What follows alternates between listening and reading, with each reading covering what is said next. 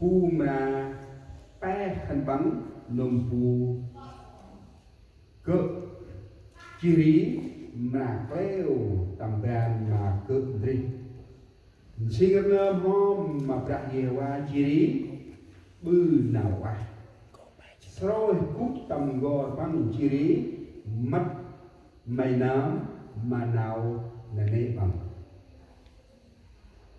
trong quán chỉ tập trong ram ân ma ram hôm tầm bạc nhiều quá chiri băng ra ân mà máy mà nuôi thầm mày ích cha hôm cung to he mà bạc nhiều quá chiri thật nơm mà băng chiri băng ra bư chi cả này khai ra tầm tròn rằm hè tức rễ thì tức rạc lò rạc bay bên nào ngồi tức rạc lò phải cha hom cung tròn hé mà rạc nhiều quá chỉ đi thật nơ mà bắn chỉ băng là bư chi cả này ra về cha hom cung tròn hé mà rạc nhiều quá chỉ đi mà bắn chỉ băng là bư chi cả này. Harap nào pun chồng. Commit your way to the Lord, trust in Him, and He will do this. Harap nào dân đúng. Hãy phó thác đường lối mình cho Đức Giê-hô-va và nhờ cậy nơi Ngài, thì Ngài sẽ làm sự lành ấy. Hãy tâm cô phần riêng là một sòn. Là quan mà pram rung bước vàng đã history con trả hình quả. Mà cần nghiên bằng ai Paul phùng con tầm ngạc riêng. Tạm nhìn ra hơi chỉ đổi những các tiền trên nào mình người ở quanh đã đôi xuất nào mình người chỉ nào người ra sampah bút tôi mắt nào mình hình ảnh hình cái terbang nào ra mắt lại nào trước cơ soát chỉ nào pichi cùi phát ra tầm bồi phun con ảnh hình thì sáu cô hay tròn kia là tầm nào mình người kata Paul phun con họ ra lên được cái về là hình anh đấy môn mang ai hình là quá mặc quàng ra thì nó mới mất mình chắc quanh hình tầm thu năm thì coi đấy môn hình là cho tầm năm hè chỉ nào ít hè chỉ tròn hè tầm quàng ra xong đây hình con tròn này kèm hình thì cái terbang chỉ sắp gần nhân con tròn ở tầm tim bước nào một con thầy space nó ác trên hai phút càng này hè sáng nào hè nào rằng là anh tròn tâm hay là thì áp nam hè mình tròn hè bị chắc mình tròn hè bị hành một cái ô thì từ hè bị mà hành một cái tròn mà hành một cái ô là một thứ hai ít mà bự chỉ một cái đường mình lọ lẽ tiền đưa hai bự lẽ đưa tiền đưa hai ít lẽ tiền đưa hai rong bằng cái đặt lọ đặt lon khi đi bự mà lon khi đi hành là hèm mồn đặt lọ một minh lọ một cái ôm tóc hà là ăn lúc ai sang một gật vô nhẹ một gật chỉ vô cao một gật vô cốc một gật là hè một rap lo mong đưa hè can là kia đông u là sai hắn nắp rồi hắn có trợ nạp mới đưa mấy cái này đấy tôi cốc một gật tôi cao một gật tôi sát một gật giờ là thì hẹp quá nằm nấy màu trong ốm nào càng bằng là ít bự cái đông đi kêu là một thì phụ quay hay thì vừa bài ai văn bài rồi là kiểu là hay nằm minh đông giờ hay minh này lại chơi lên thì nói ra một cái người là được ít mà bự để ai đi mà tắt tao phải bự đi thì tập để chơi thì ít tắt tay ca một cái đống về cơm chỉ vì nó là let đưa hà bư nào đi chi tầm phải ra thay ngân nghiên câu tròn ấy kì mình tâm tròn này cha hôm cung tròn hé mà đại quá chỉ đi thật nơ mà bắn chỉ băng ra bư chi càm này nên chỉ tròn tròn anh này thì buộc nào hẹn cái đi mang ấy năm hè tròn hè tầm quanh này dần thì là năm mới đường mới trong Chúa là mà đi lên đó thì năm mới là con đường mới trong Chúa năm hè chỉ tròn hè tầm quanh này hè hành thứ ngoài đó là hai lá năm hè chỉ tròn hè tầm quanh ra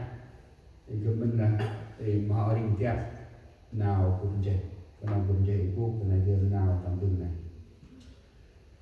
năm hè tròn hè tầm quanh ra chúng mình là mâm hè mình là mâm nhà là tròn hè tầm quanh ra nào dân là thế nào là con đường mới trong Chúa nào mà là gì mà bố ở nhà của nó là ít tròn hè hành tập nhìn ra đủ hè sao gì áp ôi nào có hay quen bún tì chứ quả chi thì áp ôi nào có hè tập mình nhìn ra áp ôi nào áp tức ôi hè tập mong một sớm tì chi quả chi vậy là nào đi chiên hè đôn môn y hè ít gân tròn hè tầm tràn ra đấy màu đen ố nào là sao thì ít mà sách nào này lo cái đi bư chú tiền đó là hè mồm rác lo ấp nâng nào sao dĩ nhiên thì tròn thì thuốc nào hẹn thì là nó năm hè tròn hè tầm quanh ra nếu như chỉ dành giờ hẹn trong năm tức là đó là một điều chúng ta nhắm mục đích năm mới và con đường mới trong Chúa ấp năm hè bước sau một loài ra trong ngoài đó con tầm nào hè xa trong ngoài đó được một cái anh nào bên non lời tiếng người già nuôi ốp mà phun bừ đít mồ lá có nhưng mà phun bừ nào quay mà đi sai nào này ít mà hè sách tròn hè tầm quanh ra thì hè sấy nào khai anh mà lẽ ngôi xe cây mà hè kít tóc ra qua hèn trong là tầm nào dân là chớ phiền lòng vì cớ kẻ làm dữ lời thì là già nuôi mà muốn bừng hết này hè ít đừng buồn là ít hè sách mặt quanh ra năm hè tròn hè mặt quanh ra chỉ là ai một cái ôn nào kìa nào ta chỉ nào ta soát mà tâm nào quanh ra là đồng là thiệt gia nuôi ố mầm phun bừng hết hè chìm vùng chóc mặt quanh ra ít sách tròn hè mặt quanh ra bị nát cả thầy ngoài tắt thầy chích mà về tầm chích mà về thầy là chỉ nạp ở đây mong đợi hèn là kê tạc mà lý là nè mong đợi hèn là sạch năm mẹ ôi sách tròn hè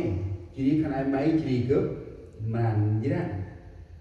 nuôi thầm hay nào chớ phiền lòng vì cớ kẻ làm dữ lo lớn anh hay lời thì ra núi mà phúng bừng hết lời thì ra nuôi thì trai châu quen cạp rồi là thì ra núi mà ấp nào này nãy với chị ngôn phú ít mà nhà là tròn này ở nhà quái nuôi năm hay năm đó chỉ nuôi năm hay chìm nào nấp nuôi năm hay chìm ngôn phú nào ấp bắn là nuôi năm hay gơ sắc chân hay gơ đâu là nuôi năm hay nấp lẽ tiền nào mà tất phải trao và ma và năm phải coi hết thì nuôi năm hay thì bên này dân thì là nếu tấm lòng chúng ta bình an thì cả thân thể chúng ta được bình an. Nếu tấm lòng chúng ta bối rối thì cả thân thể chúng ta sẽ bối rối. Là nuôi năm hè ấp tiêu nào kia đắp băng cái đôi kia nào chỉ lý sắc chân hè đắp băng hi mong anara mong hem ra bư tầm nằm hè mong hem ra sách to ngày han tầm nằm hè chỉ lý mong hem ra mình tầm ri chi hè to nằm hè lạc lại ra hôm hè kia nào giúp bằng ăn mà hè nằm chỉ nát tay ngợp tầm hấp nam hè rạp người nam hè tức là chuẩn bị trang bị tấm lòng chúng ta nhiều điều sẽ xảy đến nhưng chúng ta có đứng vững hay là chúng ta bị bối rối lẽ tiền nào kia lẽ tiền nào tắt lẽ tiền nào xa tâm ri chiên hè đã quên mà mình làm được gì quên mà mình làm được gì cực oi ăn bằng ai mà này ai cầm nam bình tĩnh oi đông chỉ bình tĩnh ấm tiền nào kia nhưng mà cực một kia nào khi mà cực bước mà ôi mà con cực bước kia đời cực một bước này cực một bước ốc chỉ thì mà bự cực một lẽ nào thì chỉ tao cực bước đâu tầm bước ở ôi con thì mà nhắc thì mà tăng tiền ốc tiền nào thì chi tầm cấp này thì có nào ai vậy thì cái môn bước ốc chỉ cực một tài làm bước mà ôi con đâu thành bằng là em đó nghĩ đường nằm như vậy qua lên thì ai tầm hay nào dưới hai sai này là nào cũng là chớ phiền lòng vì cớ kẻ làm dữ là người già nuôi mà cũng na bùn là người già nuôi đặt bàn giờ làm mất bự nào cũng bự hay này chỉ nông phu nào tắt mà hay này màu khe lỗ nào kết mà hay là cái nông bằng chắc chút bằng bự mà từ nam đến về nam đến bằng ở gen sau crop bằng một đề crop tu na mang hàng bằng kia nào phải nói hai ba sai tròn về ta là sao tròn về mong nào phải mà là ta là hè là ôn nuôi chỉ một cha nuôi nào đi buông y bự hít mà hè này mong phần bằng chỉ hè ra cái chuyện tròn về vậy Yola mojo kuna ai cùng cứ chi nay chỉ nào đi chỉ buông bự hít Yola mojo kuna ai thành bằng đường phù có chỉ lý là leo tầm bàn mà cứ rít dần là vì chẳng bao lâu chúng nó sẽ bị phạt như cỏ và héo và phải héo như cỏ tươi xanh thì nay chi nào đi chiên thì nào đi chiên thành bằng hay là bằng cái nào thành bằng